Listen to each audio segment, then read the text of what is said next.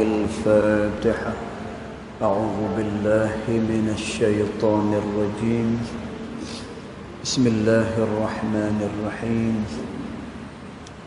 الحمد لله رب العالمين الرحمن الرحيم مالك يوم الدين. إياك نعبد وإياك نستعين. اهدنا الصراط المستقيم صراط الذين أنعمت عليهم غير المغضوب عليهم ولا الضالين. آمين. السلام عليكم ورحمة الله وبركاته. الحمد لله والصلاة والسلام على رسول الله سيدنا محمد بن عبد الله وعلى آله وصحبه ومن والاه. أشهد ونشهد أن لا إله إلا الله وأشهد أن محمدا عبده ورسوله. اللهم فصل وسلم على سيدنا محمد عبدك ورسولك النبي الأمي وعلى آله وصحبه وبارك وسلم. ثم أقول رب اشرح لي صدري ويسر لي أمري واحلل عقدة من لساني يفقه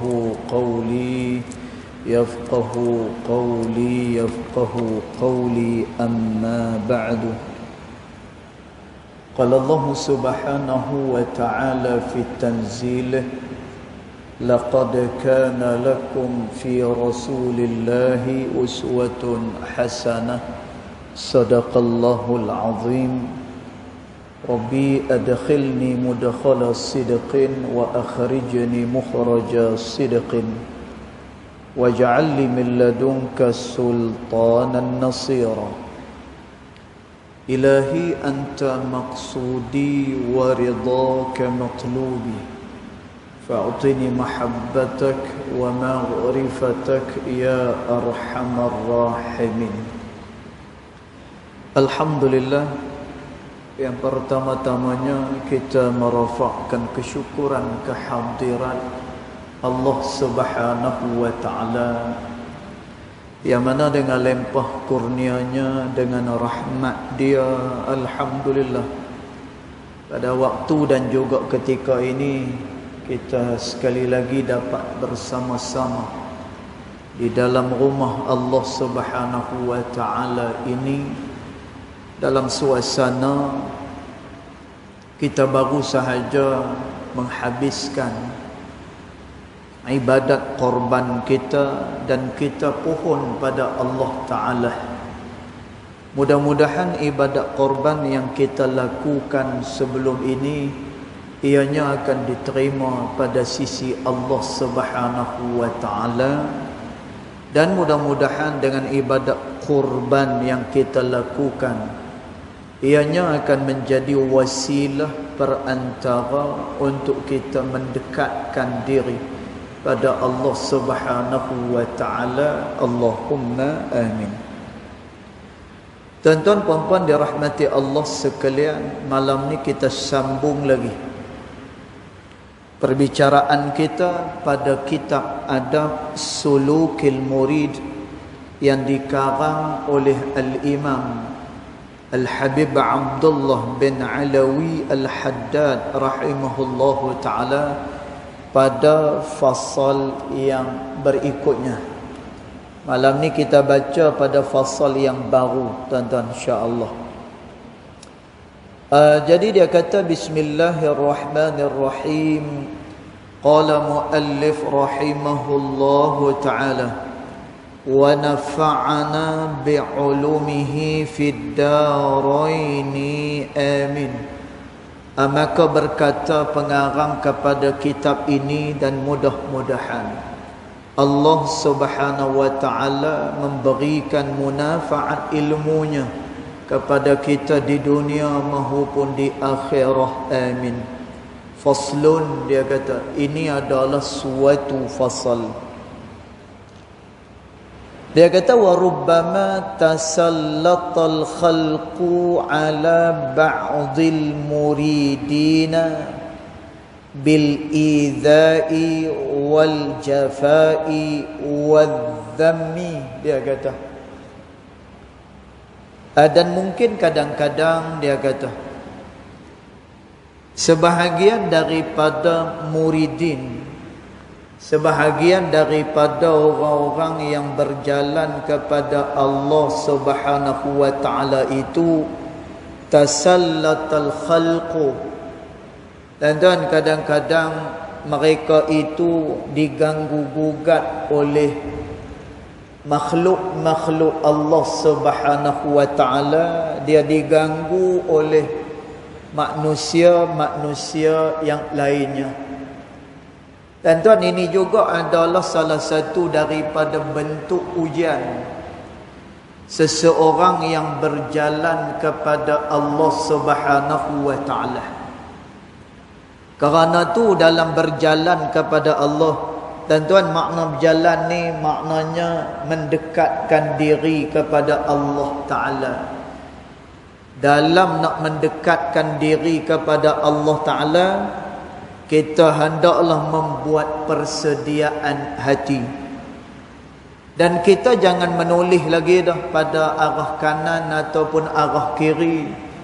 Tujuan kita adalah menuju kepada Allah Subhanahu wa ta'ala. Kerana orang-orang yang mendekatkan diri kepada Allah Ta'ala, mereka juga adalah orang yang tidak lepas daripada diuji oleh Allah Subhanahu wa ta'ala. Kerana tu Al-Imam Al-Ghazali rahimahullahu ta'ala, dia menyebut di dalam kitab dia Ihya'u Ulumuddin, orang-orang yang mendekatkan diri pada Allah, orang-orang yang berjalan pada jalan Allah Subhanahu wa ta'ala, terdapat padanya al-mu'awwiqah, akan terdapat padanya ujian-ujian. Ada halangan-halangan dia untuk dia mendekatkan diri kepada Allah Subhanahu wa ta'ala. Dan tuan, antara ujian orang yang nak dekat dengan Allah Ta'ala tasallatal khalq, iaitulah bila mana dia diganggu oleh manusia-manusia yang lainnya. Dan tuan, sebagaimana yang kita pernah cerita sebelum ni, bagaimana ada satu orang ulama yang doanya sangat dimustajabkan oleh Allah Subhanahu wa ta'ala. Dan kita pernah cerita bagaimana ulama ini bila mana dia berdoa kepada Allah Subhanahu wa ta'ala, sebelum dia menghabiskan doa dia, maka doa dia diqabulkan oleh Allah Subhanahu wa ta'ala.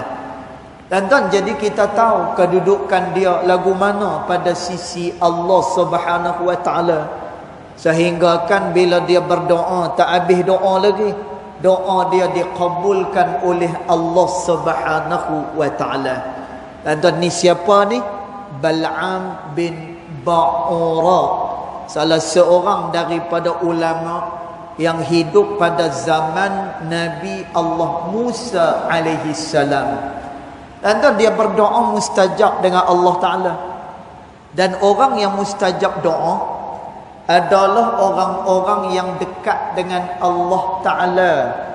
Dan orang yang mustajab doa adalah orang-orang yang dikasihi oleh Allah Subhanahu wa ta'ala. Kerana tu kalau kita tengok di antara asbab doa seseorang itu mudah dikabulkan oleh Allah Subhanahu wa ta'ala, antaranya apabila dia melaksanakan semua yang diperintahkan oleh Allah Subhanahu wa ta'ala, kemudian Allah Subhanahu wa ta'ala juga mengasihi dia. Dan tuan, ni antara asbab kenapa doa seseorang itu cepat dikabulkan oleh Allah Subhanahu wa taala. Dan tapi sebagaimana yang kita cerita, Bal'am bin Ba'ura ini oleh kerana dia diganggu oleh isteri dia. Dan kita dah cerita dah macam mana isteri tak mau masak untuk dia. Kemudian isteri memujuk rayu kepada dia. Tuan-tuan, ni bukan nak kata isteri kita tak elok, tapi nak kata yang kita baca pada malam hari ni, orang yang mendekatkan diri kepada Allah Subhanahu wa taala, kadang-kadang ujian dia adalah daripada orang yang terdekat dengan dia. Kadang-kadang tak jauh pun isteri dia, kadang-kadang suami dia, kadang-kadang anak dia. Tuan-tuan, ni sebagai ujian untuk dia mendekatkan diri kepada Allah Subhanahu wa taala. Tuan-tuan, dulu ada satu orang, tak perlu sebutlah ataupun tak kisah siapalah, tapi cerita dan saya tahu benda ni. Tuan-tuan, dulu ni ada satu orang di negara kita lah, kan? Orang hebat, orang agama. Tapi ni cerita lama, tuan-tuan. Cerita ni pun cerita masa saya dulu ni sekolah menengah dulu, kan? Mana cerita lama ni, 20 tahun lebih kurang macam tu, tuan-tuan. Bagaimana kita menyaksikan ayah bagus, tuan-tuan, hafal Al-Quran, kemudian tok imam pula lagi, masya-Allah, tabarakallah, tuan-tuan. Tapi Allah Taala uji anak dia artis, tuan-tuan. Allah Taala uji anak dia pakai seksi, tapi ayah duk hafal Quran, ayah ni orang mulia dan sebagainya, tuan-tuan. Maka ni adalah salah satu daripada bentuk ujian daripada Allah Subhanahu wa taala bagi al-muridin, bagi orang-orang yang nak mendekatkan diri kepada Allah Subhanahu wa taala. Tuan-tuan, maka kerana tu orang yang mendekatkan diri kepada Allah taala yang paling istimewa, bila mana dia diuji oleh Allah taala, dia tetap dengan keadaan dia. Tuan-tuan, ketika mana dia berhadapan dengan maksiat, tetap keadaan dia. Tuan-tuan, mustaqir, keadaan dia sama, dia tetap mendekatkan diri kepada Allah Subhanahu wa taala. Tuan-tuan, Nabi SAW ketika mana disuruh supaya meninggalkan pekerjaan mengajak manusia kepada Allah Subhanahu wa taala, kata Nabi SAW, lan atruka hadzal amr, aku sama sekali takkan tinggalkan pekerjaan ini, kata Nabi SAW. Sekalipun matahari diletakkan pada tangan kananku, bulan diletakkan pada tangan kiriku, lan atruka hadzal amr, aku tak akan tinggal pekerjaan untuk mengajak manusia kepada Allah Subhanahu wa taala. Tuan-tuan, Nabi SAW lagi hebat diuji, Nabi diuji dengan jiran-jiran dia. Tuan-tuan, Nabi diuji dengan keluarga Nabi SAW sendiri. Tuan-tuan, Nabi dibenci oleh ahli keluarga sendiri, sehingga Nabi keluar daripada kota Mekah Al-Mukarramah menuju ke Madinah Al-Munawwarah. Tuan-tuan, ni satu bentuk ujian daripada Allah Subhanahu wa taala. Jadi kata pengarang pada kitab ni, wa rubbama tasallatal khalqu ala ba'dil muridin, kadang-kadang dia kata manusia ni dia mengganggu sebahagian daripada orang yang nak mendekatkan diri kepada Allah dengan apa? Bil idzai. Kadang-kadang dengan dia itu disakiti, kata Imam Al-Haddad rahimahullah taala. Tuan-tuan, kita tengok sejarah ulama-ulama silam kita, sejarah ulama-ulama salaf kita. Tuan-tuan, semuanya menghadapi tentangan daripada orang. Tuan-tuan, Imam Ahmad bin Hanbal rahimahullahu taala, pengasas kepada mazhab Hambali itu. Tuan-tuan, kita tengok bagaimana beliau pernah dipenjarakan, macam mana beliau pernah disebat, diseksa dalam penjara. Tuan-tuan, pasal apa? Kerana mempertahankan pendapat dia. Tuan-tuan, demikian dengan ulama-ulama yang lainnya. Imam Syafi'i, baik itu Imam Maliki, baik itu Imam Abu Hanifah. Tuan-tuan, insya-Allah, nah, kalau kita tengok sebahagian daripada kitab, tuan-tuan, tapi kita bukanlah nak kita nak merendahkan para alim ulama kita. Kalau kita terjun dalam bidang akademik ini, tuan-tuan, kalau kita menyelam dalam keilmuan ini, tuan-tuan, bila kita baca kitab-kitab yang besar-besar, contoh macam kitab yang dikarang oleh Al-Imam Ibnul Qudamah misalnya, kitab yang dikarang oleh Al-Imam Al-Muzani, Mukhtasar Al-Muzani. Tuan-tuan, dekat sana kita tengok bagaimana para ulama ini kadang-kadang dikata kepada dia. Tuan-tuan, kadang-kadang mereka itu diperendahkan oleh orang. Kadang-kadang orang duk sakiti mereka ni.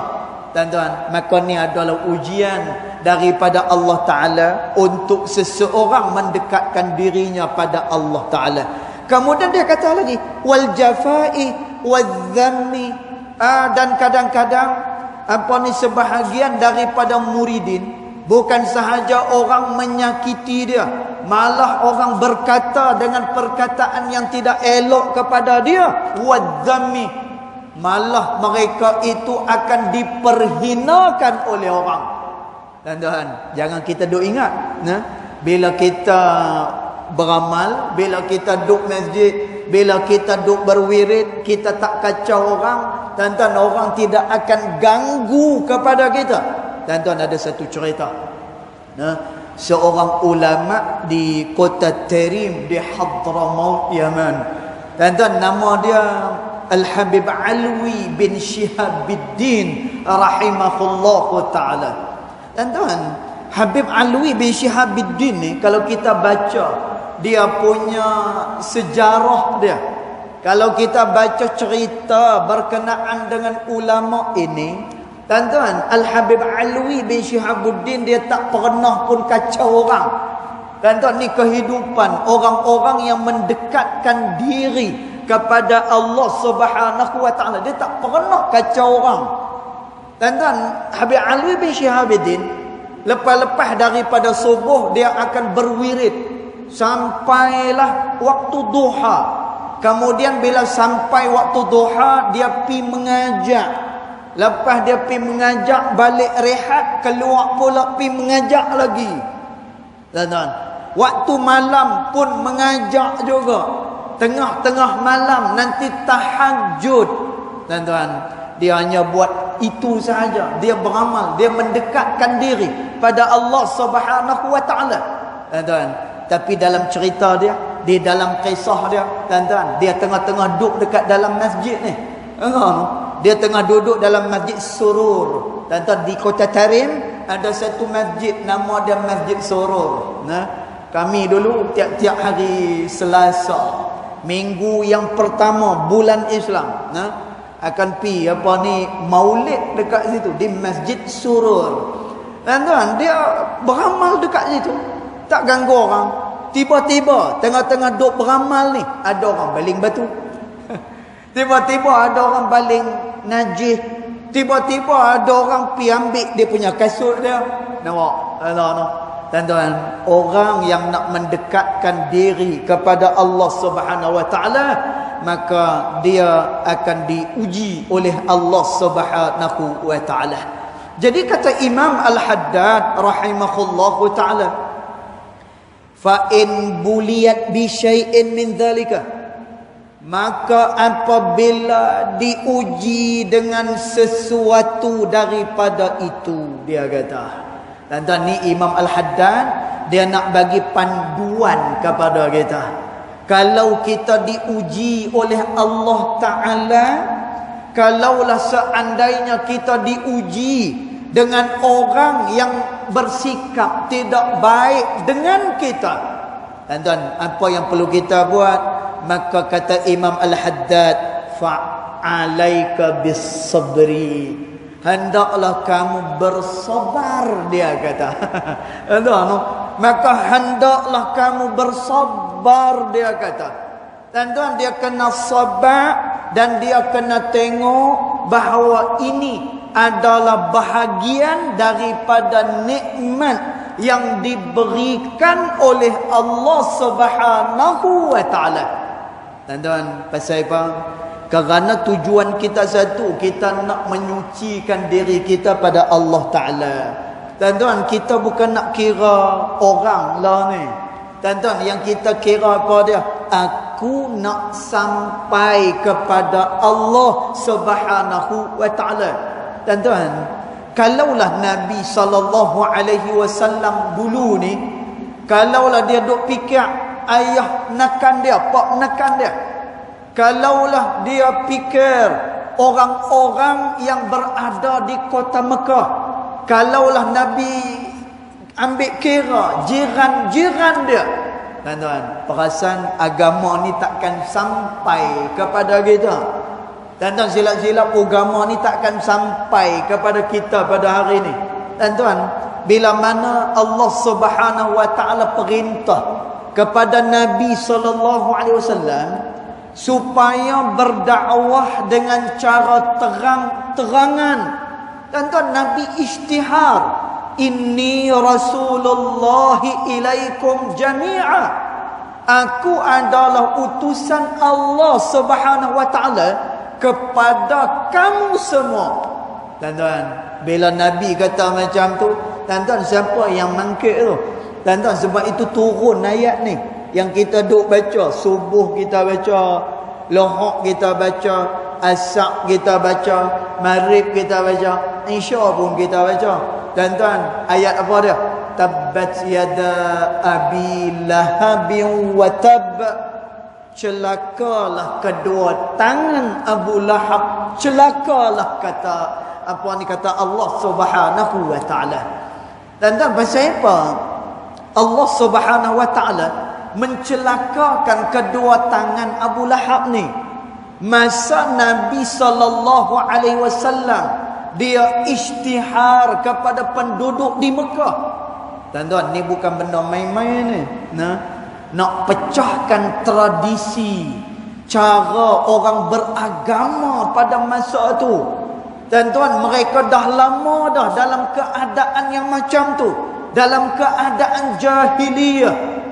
Tiba-tiba mai Nabi SAW, Nabi kata kepada orang Mekah, inni rasulullahi ilaikum jami'a.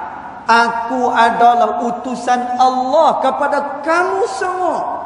Tuan-tuan, kemudian Nabi pun habaq, berhala-berhala ni tak ada kuasa. Kemudian Nabi habaq, apa yang kamu buat ni bakal mendapatkan azab daripada Allah Subhanahu wa taala.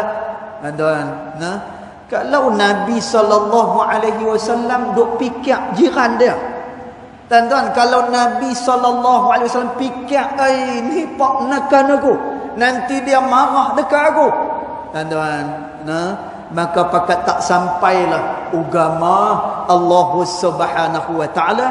Tuan-tuan, dan sikap Nabi SAW lagu mana? Nabi sabar dengan ujian ni. Tuan-tuan, kerana tu kata Nabi SAW, laqad udhitu fillahi ma lam yu'dha bihi ahad, kata Nabi. Aku disakitkan pada jalan Allah Subhanahu wa taala ini dengan suatu kesakitan yang belum pernah dirasai oleh mana-mana makhluk Allah Subhanahu wa taala. Tuan-tuan, tak ada orang yang dakwah dia macam Nabi sallallahu alaihi wasallam. Tuan-tuan, Nabi SAW ni dia tak ambil upah daripada apa yang dia buat, sehingga kata Allah Ta'ala, ittabi'u man la yas'alukum ajra, kata Allah, kamu semua ikutlah kepada orang-orang yang mengajak kepada Allah Subhanahu wa taala, yang mana mereka itu tidak mengambil upah daripadanya. Tuan-tuan, ayat ni nak cerita jasa baginda Nabi Muhammad sallallahu alaihi wasallam. Tuan-tuan tengok, Nabi kata tak ada kesakitan dah yang pernah dirasai oleh mana-mana orang, melainkan kesakitan yang aku tanggung, kata Nabi sallallahu alaihi wasallam. Tuan-tuan, tapi Nabi sallallahu alaihi wasallam sabar.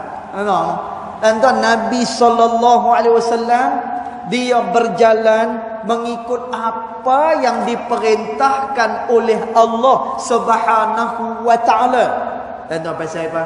Kerana tujuan kita adalah ilallah, ianya adalah kepada Allah Subhanahu wa taala, bukannya kepada orang, bukannya kepada makhluk. Jadi kata Imam Al-Haddad, kalau kamu kenalah macam ni, fa alaika bis-sabri, maka hendaklah engkau bersabar, dia kata. Wa tarkil mukafaah, dan hendaklah engkau meninggalkan segala perbuatan-perbuatan yang buruk, kata Imam Al-Haddad. Tinggalkan segala rasa dendam, tinggalkan rasa nak balas kejahatan dengan kejahatan. Allahu Akbar. Tuan-tuan, ni payah. Yang ni payah. Tuan-tuan, ada satu cerita ni diceritakan oleh sahabat saya lah, kawan saya, yang dia pernah belajar di Madinah Al-Munawwarah.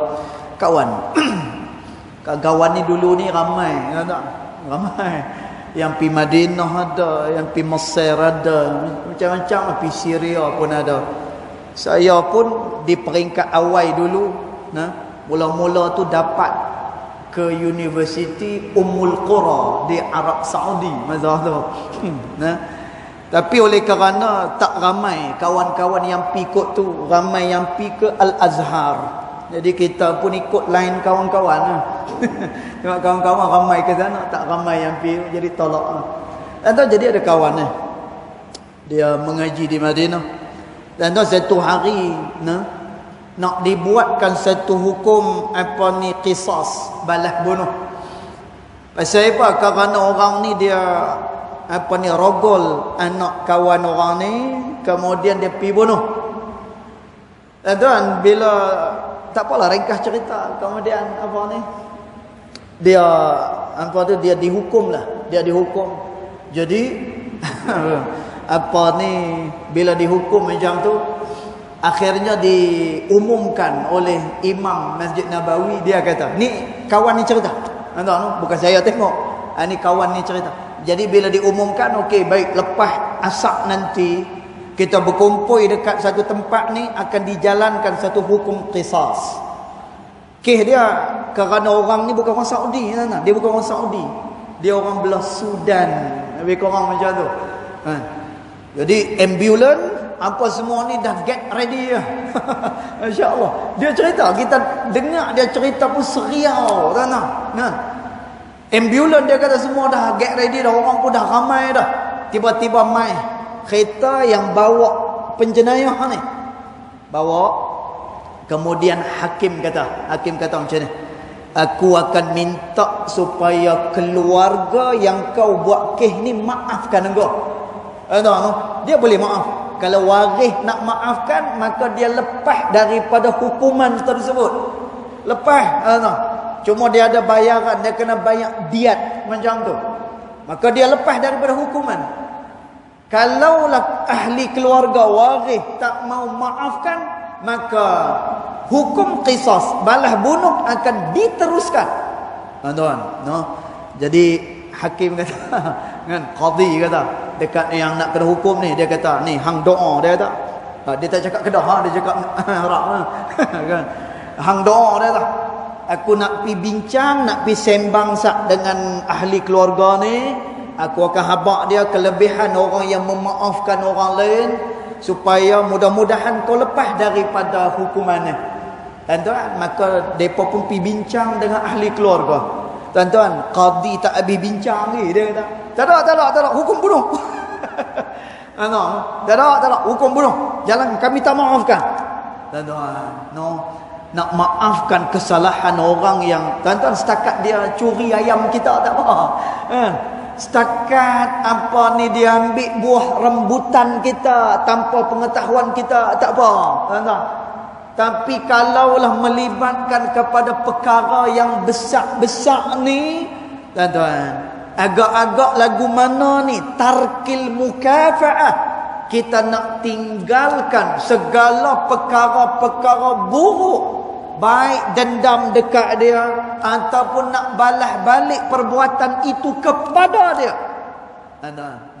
Nabi SAW masa Fathu Makkah, semasa pembukaan kota Mekah, tuan-tuan, Nabi SAW tawan orang-orang yang dulu ni pernah menyakiti Nabi SAW. Nabi dapat tawan orang-orang yang dulu ni. Mereka adalah orang-orang yang pernah halau Nabi SAW. Tuan-tuan, bahkan ada sebahagian daripada mereka yang pernah bunuh ponakan Nabi SAW. Tuan-tuan, lalu Nabi tanya dengan mereka, "Madza tazunnun ana fa'ilun bikum?" kata Nabi. Tuan-tuan, Nabi tanya dengan orang-orang yang dia tawan ni, "La ni aku dah kuasai kamu. Agak-agak apa yang akan aku buat kepada kamu semua?" Tuan-tuan, musuh-musuh ni bila dah kena tangkap, bila dah kena tawan macam tu, dia kata apa? "Ya ibna akhil karim." Mereka kata, "Wahai anak saudara kami yang mulia."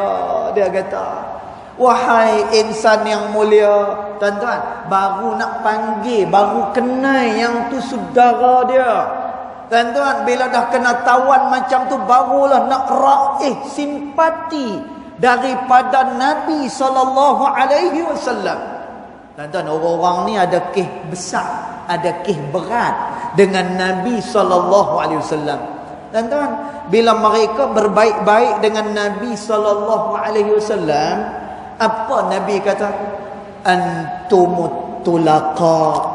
Kamu semua pada hari ini aku lepaskan, kata Nabi SAW. Tuan-tuan, Nabi tak simpan dendam kepada mereka. Tuan-tuan, Nabi tak ada rasa apa-apa pun kepada mereka.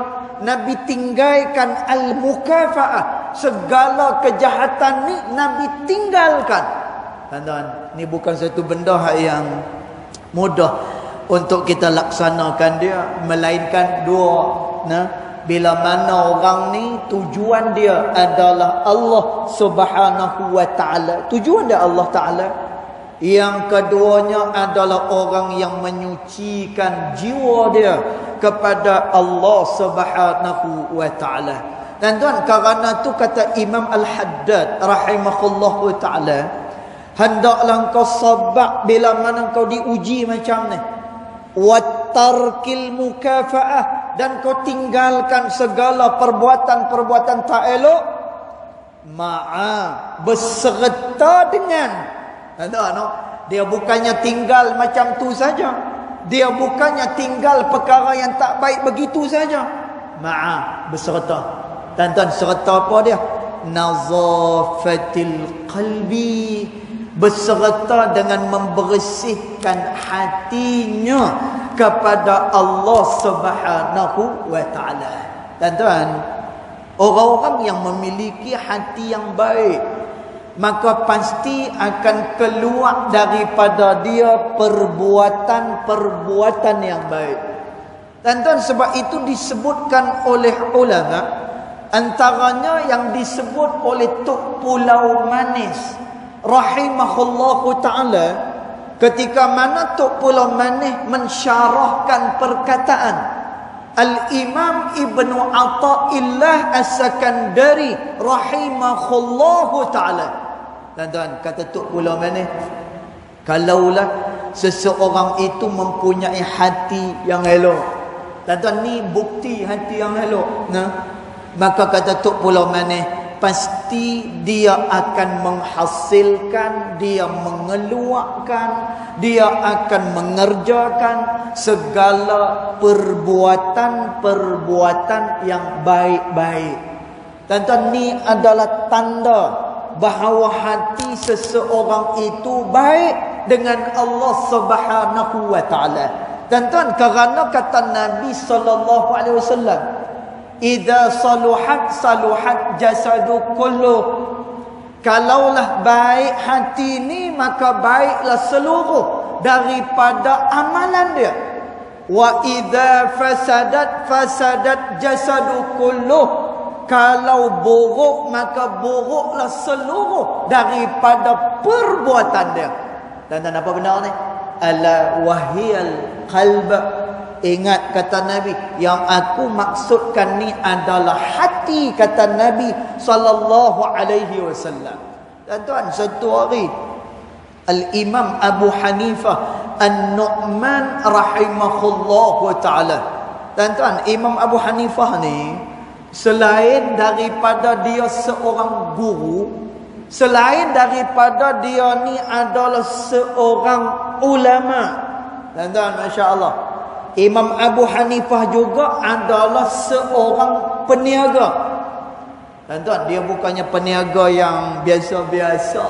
Tuan-tuan, kekayaan Imam Abu Hanifah diwarisi daripada atuk dia, kemudian kepada ayah dia, kemudian daripada ayah dia kepada dia sendiri.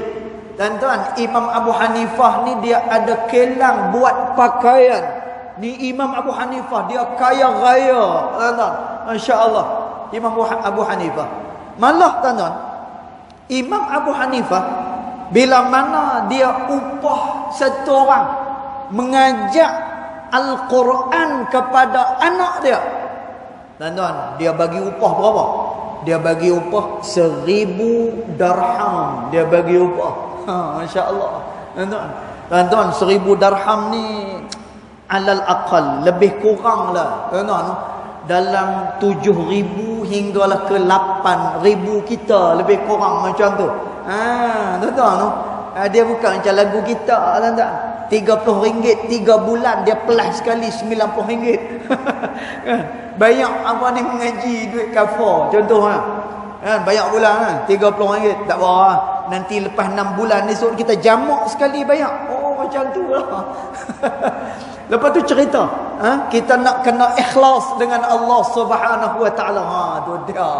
Tuan-tuan, tengok Imam Abu Hanifah bila mana dia bayar 1000 dirham kepada yang tukang ajar Quran kepada anak dia.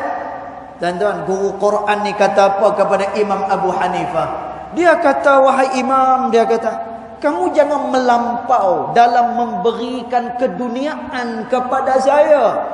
Tak perlu duit banyak-banyak ni, bagi sekedarnya sahaja pun cukup dah. Tuan-tuan, apa kata Imam Abu Hanifah? Tuan-tuan, ni sudut pandang Imam Abu Hanifah. Sebab tu kata, orang yang mempunyai hati yang baik, tuan-tuan, dia akan menghasilkan perbuatan yang baik-baik. Tuan-tuan, Imam Abu Hanifah kata apa? Dia kata, aku beri hang duit banyak ni bukan sebab aku kaya. Dia kata, aku bagi hang duit banyak ni bukan kerana aku nak suap hang, bukan. Tetapi aku bagi duit ni kerana nilaian Al-Quran yang tidak ternilai, Quran yang tidak boleh dinilai. Tuan-tuan, Quran ni banyak berapa juta pun. Tuan-tuan, ilmu Allah Subhanahu wa taala ni bayarlah berapa pun. Tuan-tuan, nilaian dia begitu mahal pada sisi Allah Subhanahu wa taala. Ilmu ni cahaya. Sebab itu pernah Imam Syafi'i rahimahullahu taala dia sebut dalam diwan dia, Diwan Asy-Syafi'i. Tuan-tuan, Imam Syafi'i kata, syakautu ila waqi'in ala su'il hifzi. Aku mengadu kepada guru aku berkenaan dengan buruknya hafalan aku, kata Imam Syafi'i. Tuan-tuan, lalu Imam Waqi' dia kata apa? Imam Waqi' kata utrukil ma'asi, hendaklah engkau tinggalkan maksiat kepada Allah. Kerana apa? Li'annal ilma nur, kerana ilmu itu adalah cahaya Allah Subhanahu wa ta'ala. La yadkhula fi qalbil ma'asi, dia tak akan masuk ke dalam mana-mana hati yang mempunyai maksiat kepada Allah Subhanahu wa ta'ala. Tuan-tuan, masya-Allah, nah, ini Imam Abu Hanifah. Tuan-tuan nak ceritanya apa? Kalau hati seseorang itu dibersihkan, dibaikkan dia, tuan-tuan, seluruh daripada amalan dia akan menghasilkan perbuatan hak yang baik-baik. Tuan-tuan, kerana tu kita pelik macam mana ulama dia boleh sembahyang dengan lama. Tuan-tuan, sebab itu kadang-kadang kita takjub macam mana ulama bila mana dia diserang, bila mana dia dikata, dia bertenang saja. Tuan-tuan, nah, ini adalah kerana nazafatil qalbi. Ianya adalah daripada penyucian jiwa kepada Allah Subhanahu wa ta'ala. Jadi kata Imam Al-Haddad rahimahullahu ta'ala, wa tarkil mukafaah, kamu tinggalkan segala keburukan kepada orang-orang yang buat engkau macam tu. Ma'an nadhafatil qalbi, beserta engkau menyucikan hati, minal hiqdi, daripada segala hasad dan juga dengki. Hang siap, dia kata, nah, hang buat aku sekali, 10 kali aku buat hang. Nah, hang buat aku sekali, 7 keturunan hang aku tak mengaku saudara. Dan bersihkan minal hiqd, daripada dengki, hasad dan sebagainya. Wa idmari syarri, dan engkau simpan segala kejahatan-kejahatan itu, engkau simpankan dia di dalam hati engkau, kata Imam Al-Haddad rahimahullahu ta'ala. Tuan-tuan, masya-Allah, kita tengok contoh ulama. Tuan-tuan, bagaimana ada satu orang ulama, yang mana ulama ni dia digelar sebagai Imam Syafi'i Saghir. Dia ni digelar sebagai Syafi'i Saghir. Tuan-tuan, satu hari dia ni ada bermusuh dengan orang.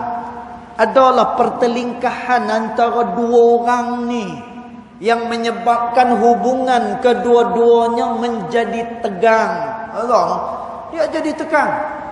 Jadi bila tegang macam tu tak apalah. Nah, akhirnya pada satu hari musuh dia ni dihukumkan oleh khalifah dengan hukum bunuh. Tuan-tuan, maka khalifah kata, raja kata, aku nak tanda tangan semua alim ulama dalam negeri aku ni, tanda bersetuju untuk kita bunuh dia ni. Tuan-tuan, maka dia ambil tanda tangan nak ni tanda tangan, ambil tanda tangan ni pun tanda tangan, sampailah kepada Syafi'i Saghir. Tuan-tuan, sehinggalah sampai kepada imam ini. Tuan-tuan, bila sampai kepada imam ni, maka dia pun baca tengok, ni pasal apa ni? Tuan-tuan, orang yang duk bawa memorandum tu dia kata, hari ni engkau punya dendam akan terbalas. Hari ni engkau akan berasa lega hari ni, kerana musuh engkau yang selama ni engkau bertegang dengan dia akan dihukum bunuh oleh khalifah. Tinggal engkau je nak kena tanda tangan. Kamu tanda tangan, maka dijalankan hukuman ni pada dia. Tuan-tuan, ulama ni pun baca, dia kata aku tak mau tanda tangan. Tuan-tuan, masya-Allah. Nah, ini cara para alim ulama kita bila berselisih.